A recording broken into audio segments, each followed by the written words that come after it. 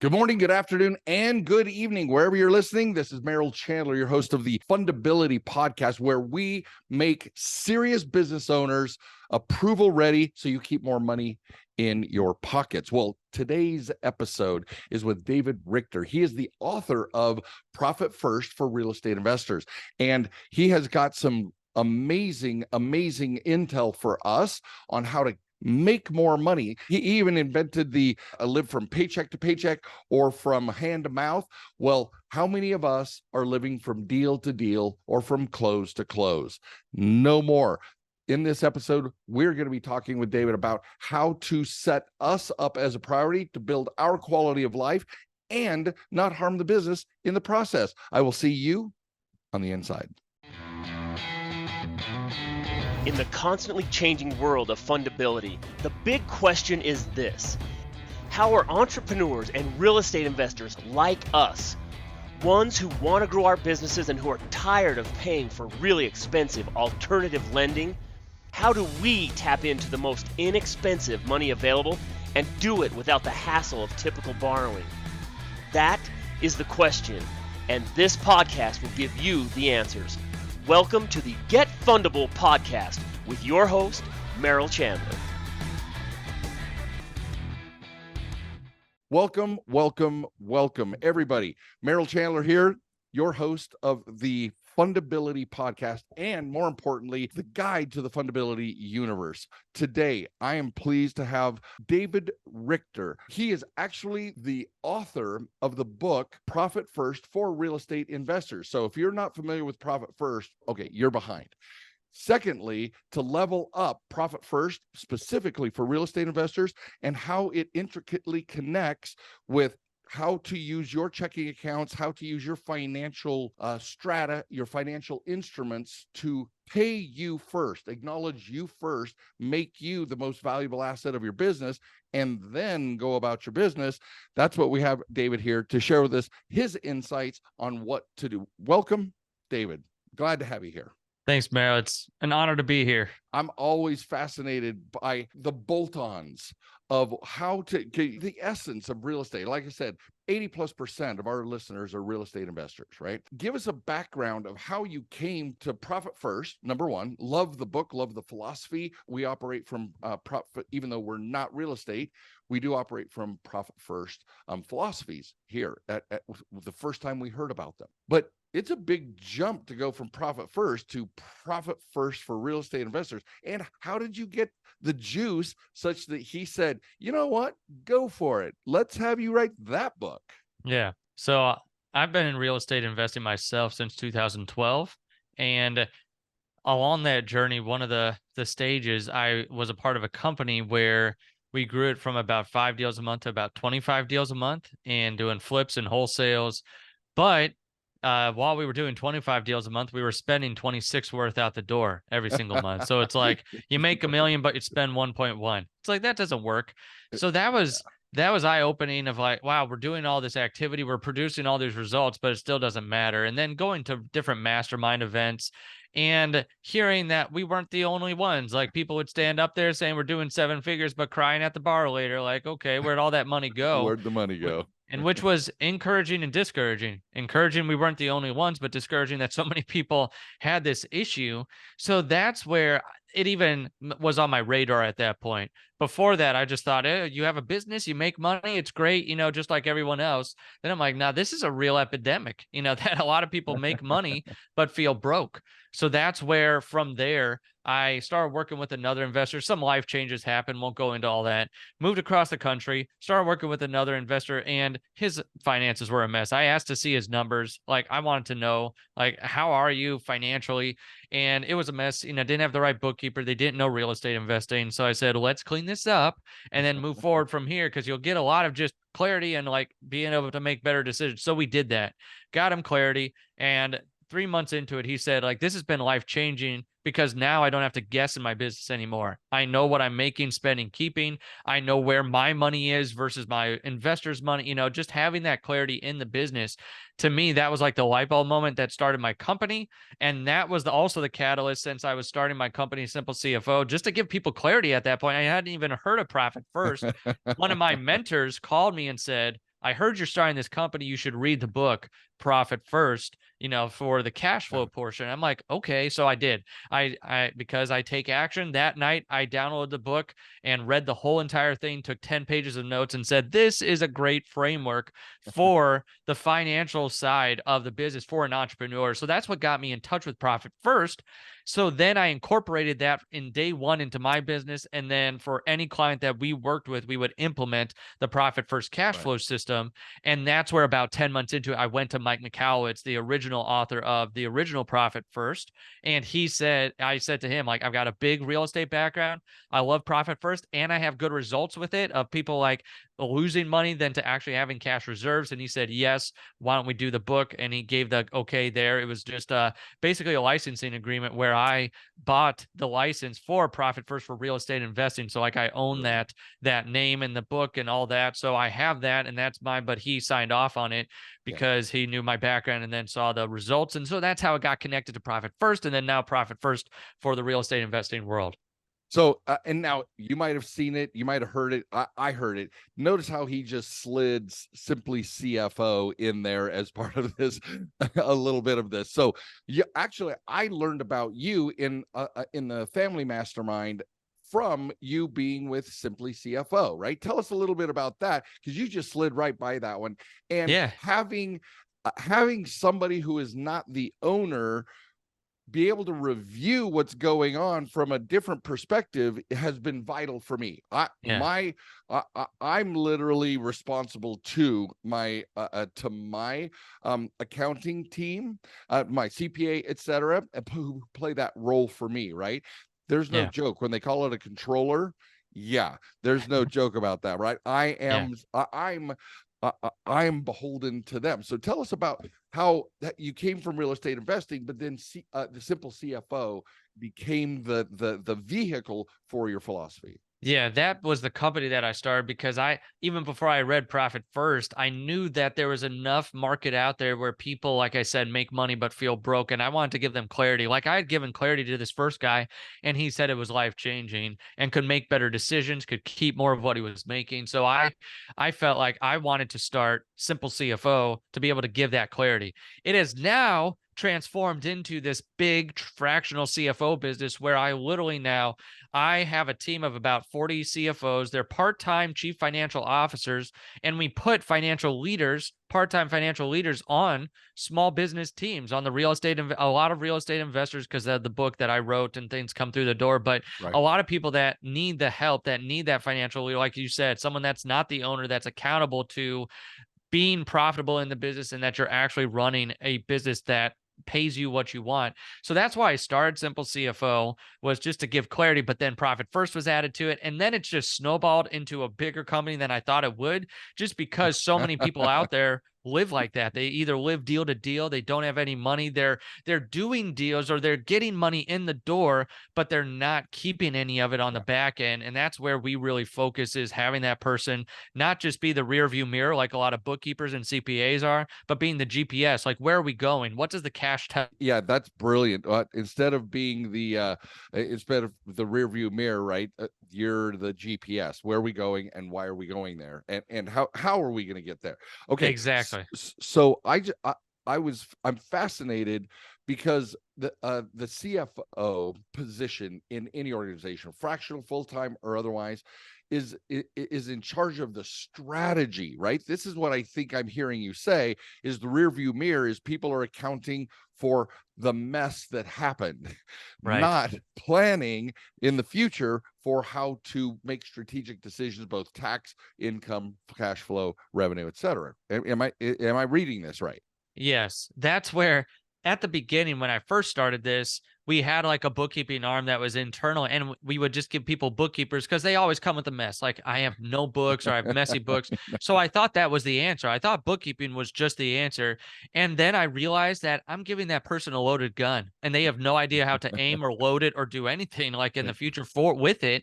How do I direct that bookkeeper? Like, the owner I'm giving them a bigger problem. just by giving them a bookkeeper, because they don't know the financial department. And it's not the part that usually gets taught, like operations, sales, marketing. A lot of that gets taught in masterminds or events, but the financial part never gets hit on. So it's like there's no guidance there. So that's why I'm like, at this point, we only give a financial leader to manage the bookkeeping side, to manage the CPA, but then also to help the owner and guide them and give them clarity where they stand cash wise and where the projections are. And like, do we need to hire someone and how much can we pay them? Like different things like that the owner cares about. And like, is the owner paying themselves anything, or are they just living, on fumes at this point? So that's where I knew that the bookkeeping and the CPA, that's great rear view mirror stuff, but need a leader to take charge to say, okay, here's where you're going to end up. If you keep making the decisions you're making, you're either going to go out of business or you're not going to be where you want to.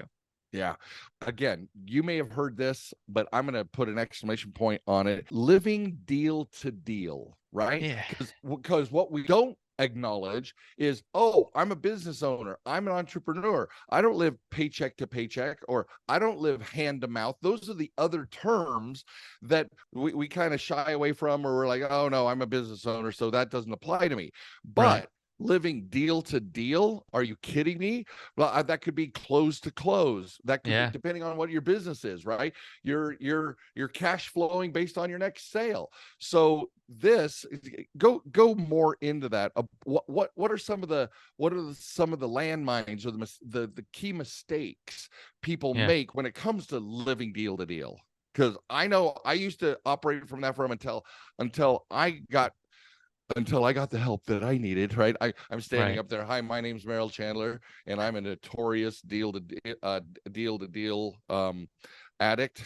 Right. Yeah. So the problem that I see, that unfortunately it's a human condition. Like it's something that we all have inside of us, that we think that more income solves all problems. That as long as we just make more, all the money problems will go away.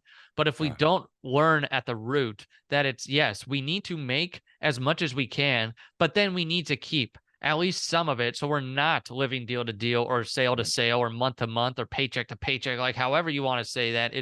It's that where we have to know that it's not about that next deal and it's not about more income. It's about the income that we have and how we utilize it in order to make sure that we're not living deal to deal. And that's where now, like going out and just seeing that the marketplace is full of people that live like this, but there's been no help. Like I've said, like there's no one that's taught us this. That's the other big issue that we have, is that we grow up. How many parents out there said money doesn't grow on trees? No, you can't have that. And like all these bad money mindsets around money, or maybe it was other things in your life that pointed you away, like, that gave you bad money mindsets, but then we don't get any help. Then you become the business owner and you think, yes, I'm the business owner. Everything's going to be different. We're going to make all this money. And then it's literally the same thing. Now you're just living deal to deal instead of like, and everyone else is too. They don't give you like, okay, how do I actually get out of this? And then there's books. There's books out there like Rich Dad Poor Dad or The Richest Man in Babylon. They even say, pay yourself first, or the portion of all you have is yours to keep. But to a lot of entrepreneurs, those are just words. And to me, that's what drove me to Profit First, because it wasn't just because it gives a formula and it gives something that's very similar into like what they say in Rich Dad Poor Dad. But then there's a system, like you said, there's a system behind it to make it a reality. And so that way you don't have to live deal to deal anymore, and you can actually take more of what you're making, and really don't, if you are already doing any amount of volume in real estate, you could probably be taking more, or at least keeping more. But a lot of people just don't have that clarity. What could I actually keep without hurting the business, so I could still reinvest, so I could still pay myself? Like just having clarity around that. And that's where a lot of people break down, is that they've never been taught that, and they think that income solves all the problems. You nailed it. The money mindset, right? The message I received was you have champagne tastes and a beer budget, right? Right. And so it was like, you can buy beer, but that champagne is probably outside of your reach, right? And so that was one of the things that I've had to overcome. And what as a business owner, I'm typical of exactly what you're talking about. I started out saying, oh, I'm making more money than I've ever made, but I would then not pay myself first, and I would invest in sometimes spurious things, right? I try, hey, what about this? What about the best salespeople Right. are also the Yeah. best sold, right? Yes. So that was me, 100%. right? And so Yeah. I'm like, yes to that, yes to that. And so not having a strategic movement forward, it was more haphazard, and more is better, right? And more is better was my framework, and I know it's the framework of well, like you said, it's a human condition. By the way, this episode we're solving world hunger as well. So right. Right. I mean, if more people had more money in their accounts as businesses could give to those different causes, and if they were Right. nonprofits, how do we make sure that every dollar is being used appropriately? Yeah. I mean, yes, we could solve a lot of problems just Just by by keeping helping more money, by by keeping more keeping money. exactly, and having a system in place to do Yeah. the things you want to do with your business. Brilliant, brilliant. So what was shared, like I did? What was one or two the things you grew up with? Right, the stinking thinking, the limiting beliefs, right? Those fixed Yeah. beliefs that kept us, that kept you in the way. Because the book I'm reading right now, I'm a Stoic through and through, and the most recent Stoicism book that's out there is called The Obstacle is the Way, right? Yeah. So the thing that's in front of you, the thing that's killing you, tribe, is the thing that will save you, because the overcoming of it is the very set of muscles that you need to level up, right? Because what got us here won't get us there. We need a new set of business muscles. Well, guess what? David's bringing it mad to us, because we need our mindset is my quality of life. And just so you know, David, we focus on quality of life. Like, how do I choose me this week, this month, this quarter? Yeah. And why I was so happy to have met you in the Profit First for real estate investors. I didn't bring on a profit first person because it's just profit first, and it could apply. But man, when I heard that you wrote your book, I was like, all right, me and my tribe, we're all in on this. So Yeah. where did you come from such that the obstacle was the way, right? Yeah. For you? For me, well, growing up, I had good parents, but they were the middle class mindset. It was more of the money doesn't grow on trees, that type of stuff. So a lot of the things I put in my presentation are just because they've resonated with me, and that it applies to so many different people. Then, as becoming a business owner and really understanding the real estate world, it was also seeing it there that, okay, even though we grown to 25 deals a month, that didn't matter, that we were doing more deals, 300 deals a year, almost a deal a day. And it was like, good grief, that didn't help us. It wasn't that income solved all problems. And then for myself personally too, I'm more of a saver than spender. And if anything, because it doesn't matter which side of that fence you're on, Profit First helps the one or the other. For me, it gave me a system to know, here's the money I could spend and not be a miser, but still be able to invest in the business and do the things that I wanted to do, and not be scared and live in that scarcity mentality. Where on the other side, Amen. if you've got like if you're a bigger spender than saver, it helps you to say, okay, here's what you can spend, but then you need to also pay yourself and make sure you're saving some money for taxes and for your own profit, and so you don't go out of business too. So it helps both sides of that fence, where I'm more on the saver side, and it helped me to know, like, I can spend this money. There's a big percentage that should be invested in the business. Right. And it's like, here's the percentages that I need to, in order to save and what I want, for the business and for the health of the company. But it gave me that framework. So that's where I came from personally. I love it. And you just triggered that thought in me, that some of us you call yourself a saver, and there's all the way down to miserly and stingy, right? Yeah. A dollar tip on $100 meal, whatever, right? This system, you're saying, ta-da, a light bulb. The system says that I can be prudent. Because I have a system, I can be prudent in my expenses, not just prudent in my savings. Right. Exactly. Is that what I'm hearing you say? It helps you. Okay. Whether you love or hate Dave Ramsey, with his personal finance and what he says, I love when he says, give every dollar a name. Like when he does the budgeting software and systems and all that, the envelope method, which Profit First is based a lot on the envelope method, that methodology. And that's where I want you to give every dollar a name. So that way, this is for the expenses and to grow the business and to invest in marketing. But then there's dollars out there named for savings as well, too, whether it's for your Right. profit, to pay yourself, or whatever, the taxes. But that's what, yes, 100%. It's a system that helps you be prudent on both sides of the fence, where if you were in your personal finances, one side weighed heavier than the other. Right. Because Right. I even talk about in my book, my wife and I would have fights early on in our marriage because I'm a saver, she's a spender. I thought I was right and I thought she was wrong. But you know Yeah. what it was? It was the lack of systems that we had in place for our money to be able to say, here's what we have to To do spend both. and here's what we have to save. And it was like, thank God, like that there's a system that just makes it simple. And that's why I like Profit First for the business side, because it makes it simple for the entrepreneur, based on percentages, based on bank accounts, like those types of things. So that's where, for me, it really hit home lots of areas of my life and like helped me personally, professionally, and just have that clarity around the money.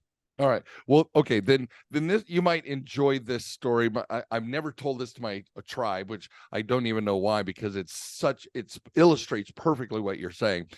One of the things I knew I had arrived in a new mental mind state or mindset is that I used to I love movies. I'll go to a movie at the 11 a.m. showing and go till 11 p.m. and I'll watch 5 or 6 or 7 of these back to back. Right? I love it. I mean, it is like a thing for me. Binging is, I don't have an addictive personality. I have a compulsive personality. Okay. It's like all in all now. in. And then I won't see a movie for 2 months. Right? Yeah. So I would go to the movies, and confessions, I would then go from theater to theater since I was behind the paywall, as we call it now, right? And I just go theater to theater, and I'd plan out my whole day, and then I would go out and say, hey, remember me, and I'd buy food, and then I'd come back in, et cetera, et cetera. I knew something shifted in me when I could pay for every single damn movie that I watched. Nice. Now, that's so subtle, but cheating versus standing for for being able to pay for what you receive, right? That was massive for me. What was one of your the key moments, ahas, right? That thing where you just went, boom, this is, and it may be something you already shared, but I would like to, I know I'm successful when I create ahas in my tribe. Yeah. Such that they engage us. They buy something, they do something with us, they read the book, whatever it is. That's how I know I'm successful. What was one of the ahas that you had, like similar to this thing? I made it. When did you arrive? What was one of those milestones where you're like, made it? Damn it, man. I made it.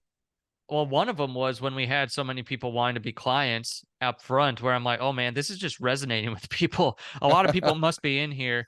I would also say one of the very first clients we worked with, I still use his story all the time, because in 2019, right when I was getting started, he would, we went to the same mastermind, and I won't tell his whole story, but he was crying up in front of a mastermind because he had just lost like $70,000 that year as a fix and flipper, had a few rentals, but was robbing Peter to pay Paul and playing the money shuffle game.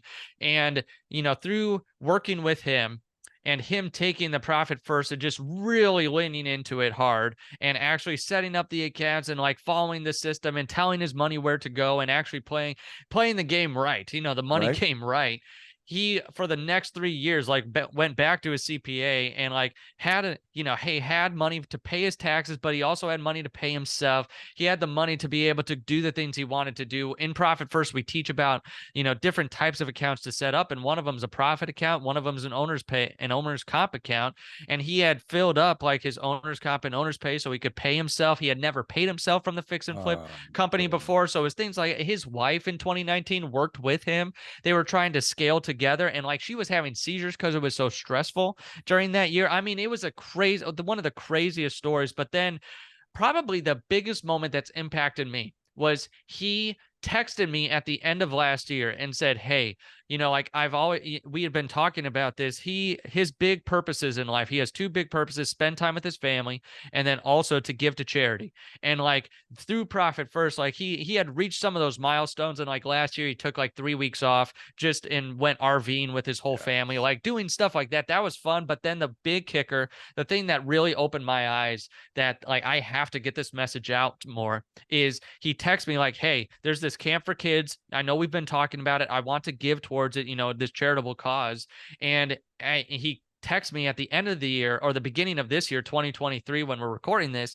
He said and texted me like, hey, I was able to give $70,000, like over $70,000 to this camp for kids. And he sent me the amount in a text message. I'm like, this is awesome. I picked up the phone right away and I said, Joey, do you understand how significant that number is? He's like, I know it's a lot, right? That's great. And I said, but do you remember how much you lost in 2019? And he's like, oh man, like this is incredible. He's like, tell everyone. And I said, yeah, this is the difference. Is this year in 2022, last year, he was able to give 70,000 from one account to a camp for kids to help to achieve his life's purpose and his goals. And he still didn't touch like what he needed to run his business. He had the other account set up, what Profit First teaches, and like had the money still to pay himself. But that's where I saw like just the fruits of the labor of, if you get it implanted early, the earlier the better, because it gets better every year, because you're getting the habits in, and then you're being able to compound it. Then you get the money in, and like, do you want to grow? What is it? Where are you in your stage of business? The more you're into this type of system and you know where the money's going, you can affect it. Like, is it growing and scaling? You really do, but now you want to do it profitably. Or do you want to spend more time with family? Or is it traveling the world? Or is it like just being able to give to charitable causes instead of you being like just running on fumes?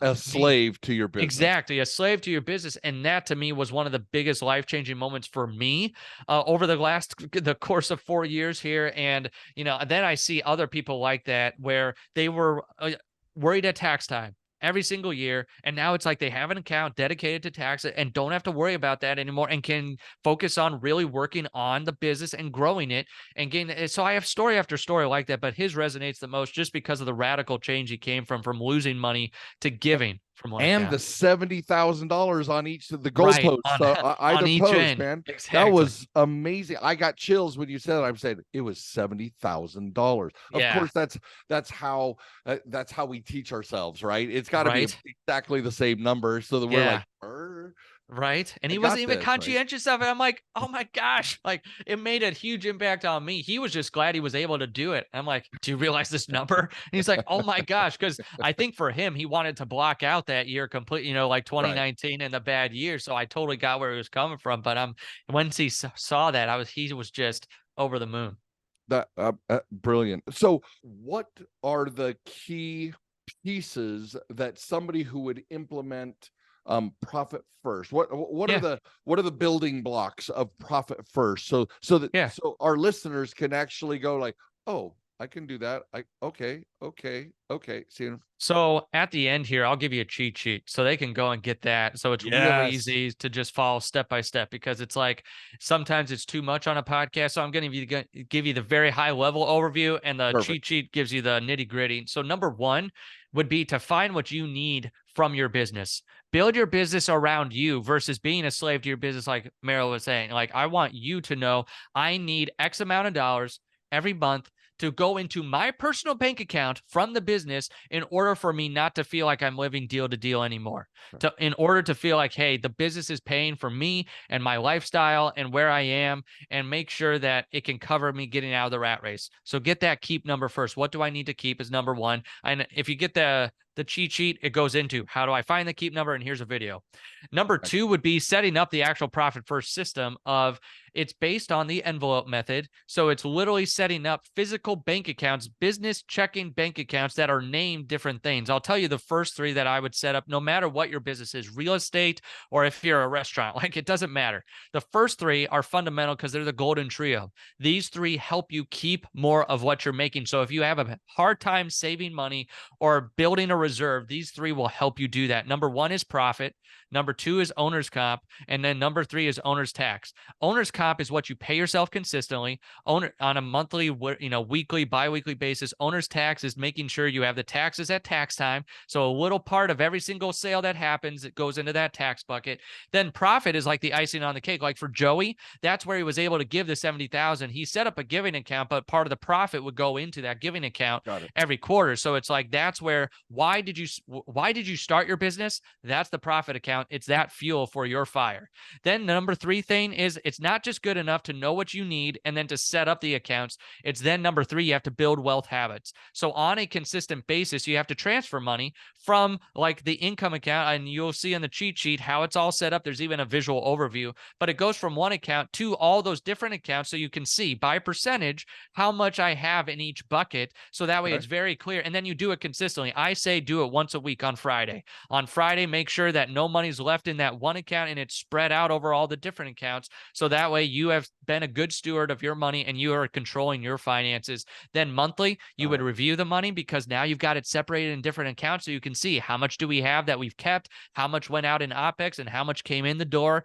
So that would be another. And then quarterly, take the money. So having those habits in your business. So number one, find that keep number. Number two, set up the actual system. Then number three, build the wealth habits that keep the system going, because I don't want you to be one of the people that says, hey, I listened to you, I set up an account, but I never did anything with it. Like, I want you to do something with it. I've also had people just say, I've set up one account and just transferred 15% of everything I do. And I'm like, that's great. Start with where you can. Like, if it's too daunting to go into the full system, then you might need help. That's what Simple CFO is for. But if you're like, hey, what's the first step I could take? You'll at least get that cheat sheet with, here's the first steps, here's the accounts to open up, here's why to open them up. Like, just diving into it deeper so you can at least get up and running with a financial system in your business. Ladies, I dropped the mic. There you go. That was supposed to say ladies and gentlemen, but it was like ladies. It's like, yeah, we have 100% female listenership. No, ladies and gentlemen, I rest my case. This is why I've had David join us today, because every single one of us, we're about getting money. And the vast majority of us are slaying the money acquisition process. Yeah. And we're leveraging that money. But if I was told a long time ago, you've got a faucet and you got a drain. And if the drain is bigger than the faucet, we're not going to ever accumulate anything. We want a bathtub full of dollars in these accounts, specifically for your quality of life, for your for the taxes, paying the partner we call Uncle Sam, and to make sure that you have the peace of mind that you need. So David, this has been brilliant. Especially thank you. In the show notes, look for the link, you guys. Is there do you want to say anything for those folks who are listening right now, instead of looking at show notes, etc.? Give us the downloads and your URL and how to get a hold of you. Yeah. So if you want that cheat sheet, which has the Profit First overview, I also give my full ebook and audiobook there. If you want the print copy, you got to go to Amazon. But if you want Profit First for real estate investing and actually diving in, it's a part of that cheat sheet. There's a link on there to a folder that has an ebook and audiobook. David, thank you. Go to simplecfo.com/gift. If you go there, you can download all that stuff. And I made the cheat sheet as easy as possible. It's one page. It's got some links in it to watch some videos if you want to get a more explanation. And then it's got a visual overview of the Profit First system. So if you go there and you're like, okay, that made sense, but I heard them talking, but how do I actually visualize it? It's got the visual overview. Plus you can get the book and the cheat sheet there at simplecfo.com/gift. So it's simple CFO, like Chief Financial Officer.com/gift. And then from there too, if you were like, hey, Simple CFO sounds awesome, like I need someone in my life that will help me be accountable to the profit of my company, then there's a page right after that where it just goes to, if you want to schedule a call with our team, no obligation whatsoever. We tell you what we do, and if we're not a good fit, we'll ping you to someone who's a good real estate investing specialist in the financial world or whatever background that you're in.